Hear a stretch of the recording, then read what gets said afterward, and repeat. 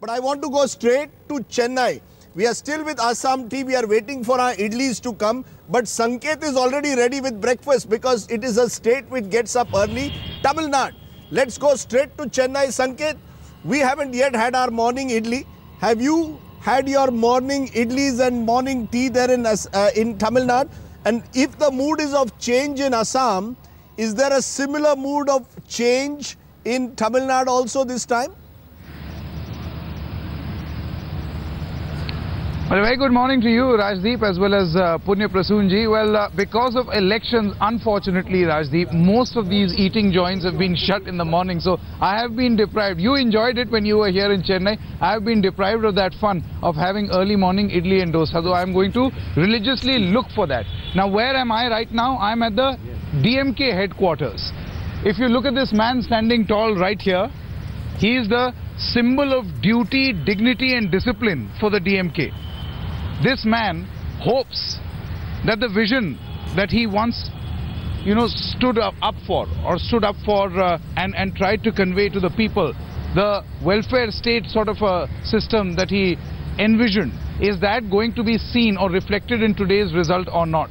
Are the people who are going to lead his party capable of leading that welfare state or not? All that is going to be put to test. You ask me whether there is a wind of change blowing in Tamil Nadu. It is so confusing right now, Rajdeep, and you would know best that there are half the people who say, yes, the DMK does really well for the people here, the poor people. Amma doesn't do that much. She is only interested in putting her face on various products. And then there is another lot which says that the cyclical nature of Tamil Nadu politics is this time around going to change. Amma is going to come back. I've got Pramod Madhav with me. Very quickly, Rajdeep, before I go across to him, I'll ask Ashwini ji to show you something very interesting of how, how this is a money-rich state, particularly as far as the influence of the media is concerned. This is a sprawling OB van, an outdoor broadcast van of Sun Network. Now you know who owns Sun.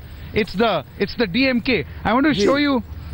I want to show you something interesting. आप ये logo देख रहे हैं, Rajdeep?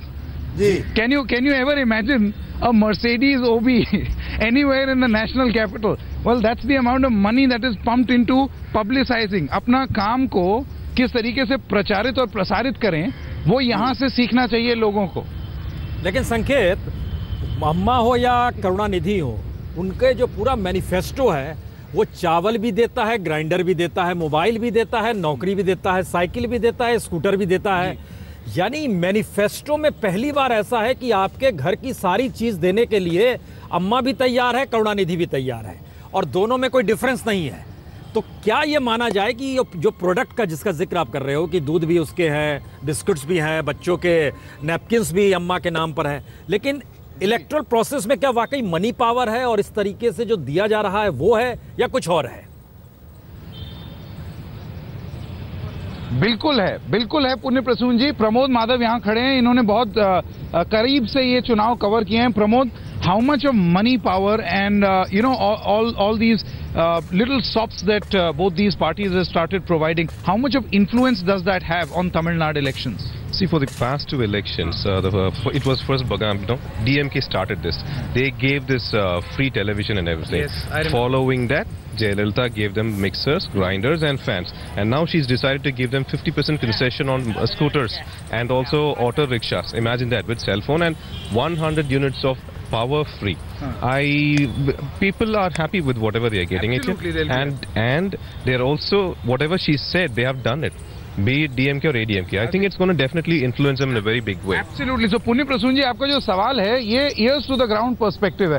इनका ये कहना है कि शुरुआत DMK ने जरूर की थी, but then it's AIADMK which seems to be learning from what they feel will be politically influential or politically helpful for them, and they've adapted themselves.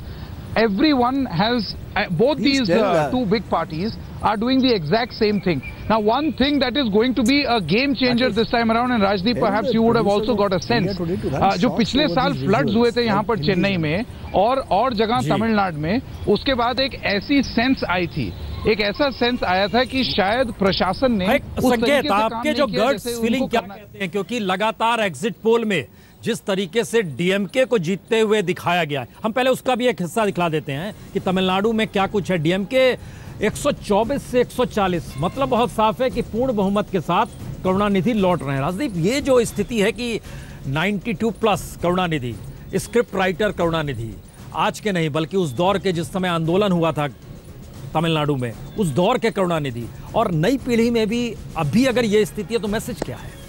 देखिए, I think Tamil Nadu is a state which is caught in some kind of a time warp. जैसे हम कहते हैं कि नया जमाना अभी तक नहीं आया तमिलनाडु में। It is still caught in a old world and new leaders, new political parties are trying to make an effort. Dalit parties have tried. Pudiya Tamil, you have small parties like the VCK, the PT, the PMK of Ramadas. छोटी पार्टियां कोशिश कर रही हैं, लेकिन क्योंकि Dravidian parties का इतना बड़ा पकड़ है, 40% दोनों पार्टी के पास लगभग है, तो फिर जो तीसरी शक्ति आनी चाहिए वो अभी भी केवल किसी के साथ एलाई करके आ सकती है। अगर आप देखें, look at the numbers. As per our Axis poll at the moment, 124 to 140 out of 232. Remember, 2 seats have been countermanded where the EC found excess money power. So the DMK is getting the edge as per our survey. But there are surveys, if you look at a poll of polls, which are putting Amma ahead. Because the politics of Tamil Nadu is such that 1%, 2% swings can result in a 30 to 40% benefit to one party or the other. I think that is what you need to look at. The manner in which Tamil Nadu in particular is a state where small swings can make a huge difference. ये जो तमिलनाडु की खासियत है, इसीलिए prediction Tamil Nadu में बहुत ही मुश्किल है। 1% पे 30 सीट का डिफरेंस पड़ सकता है। संकेत तो इसका मैसेज क्या संकेत ये माना जाए कि प्राइम मिनिस्टर मोदी हो या अमित शाह हो, जब रैली कर रहे थे कोई भी बीजेपी के नेता या मंत्री, वो जिक्र करते थे करप्शन का। करप्शन में भी 2G का जिक्र किया जा रहा था, डीएमके और कांग्रेस के गठबंधन का जिक्र हो रहा था। तो करप्शन कोई इशू नहीं है, इशू तमिलनाडु की उस पॉलिटिक्स या उस ऑरा को लेकर जिसका जिक्र राजदीप कर रहे हैं। बिल्कुल Punya Prasoon ji, bilkul, you have hit the nail right on the head. You know, this larger discourse about 2G, 3G, yes, it did influence. And also, please realize, Punya Prasoon ji, her issue की एक shelf life होती है, एक shelf value होती है, और यहाँ पर लोगों से बात करके आपको इस बात का अंदाजा हो जाएगा। वो शेल्फ लाइफ ये है कि 2G हुआ, 3G हुआ, एयरसेल मैक्सिस हुआ, सब कुछ हुआ, उसका खामियाजा डीएमके ने भुगत लिया 2014 में, और बहुत बुरी तरीके से भुगता, मुंह की खाई। लेकिन अब जो है स्टेट इलेक्शंस जो हैं वो अलग टाइप के मुद्दों पर लड़े जाते हैं। स्टेट इलेक्शंस जो हैं वो वेलफेयर स्टेट वाले मुद्दे पे लड़े जा रहे हैं। आप कितना फ्री टीवी दे देंगे, आप क्या क्या दे देंगे, लोगों को कितनी भलाई होगी आपकी सरकार आने से। और यहाँ पर एक चीज बहुत बड़ी बात ये है कि बहुत सारे लोग ऐसे हैं, और ये I think this is a problem with our country also, that too much of strictness and too much of harshness as far as the administration controlling down also is not liked by people. We spoke to a lot of people who said Amma is too strict, administration too tight. So this basically means कि लोग जो हैं वो चाहते हैं कि थोड़ा बहुत ही बढ़िया कंपैरिजन आया था पुण्य प्रसून जी, और आपको ये जान के बड़ी हैरानी होगी, यहाँ पर एक ड्राइवर ने हमको बोला, ही आस्क्ड मी आप कौन से स्टेट के हैं, मैंने कहा मेरा स्टेट यूपी है। कहते हैं same UP Tamil Nadu same Jayalalithaa Mayawati, you have Karunanidhi, you have Mulayam Singh. Now this comparison was mind-boggling, because they said that when Amma comes, suddenly administration becomes, top of the line. They are absolutely in control. She is in control of the administration, and very Samajwadi Party sort of rules start applying here when the DMK comes to power. So this was an analogy which I personally really like. रहा है UP और तमिलनाडु का, क्या ये माना जाए कि regional forces को अभी भी नेशनल पॉलिटिकल पार्टीज डिस्टर्ब करने या उसके बदले अपने आप को अल्टरनेटिव के तौर पे रख पाने में सफल नहीं है? Absolutely, I think you have made the most important point. इस चुनाव की सबसे बड़ी बात आपने कह दी कि नेशनल लीडर्स जो हैं, if in 2019 there is a general election, it will be about Narendra Modi, it will be about Rahul Gandhi. But when there are state elections, at the end of the day, it is Jayalalitha versus Karunanidhi. वो जमाना चला गया जब इंदिरा गांधी कहीं भी जा सकती थी, and the Congress party could win an election. Congress party has not won on its own in Tamil Nadu now since 1967.